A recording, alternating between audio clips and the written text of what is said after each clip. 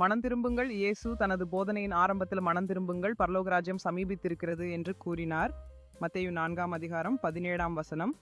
இது மனதின் மாற்றத்தையும் தேவராசிய நெருக்கத்தை உணர்வதையும் குறிக்கிறது.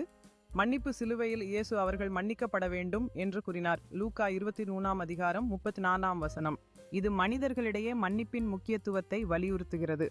ஆத்தும பசி ஆவியின் பசியை உணர்ந்து தேவனை தேட வேண்டும். யோவான் 19ஆம் அதிகாரம் 28ஆம் வசனம்.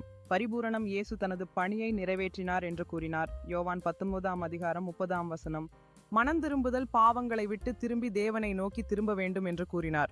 லூக்கா 23ஆம் அதிகாரம் 43ஆம் வசனம். உண்மையான ஆறுதல். இயேசு தனது சீடர்களுக்கு உண்மையான ஆறுதலை வழங்குவான் என்று வாக்குறுதி அளித்தார். யோவான் 19ஆம் அதிகாரம் 26ஆம் வசனம் மற்றும் 27ஆம் வசனம். ஜெபம். கடுமையான நேரங்களில் ஜெபம் முக்கியம் என்று வலியுறுத்தினார்.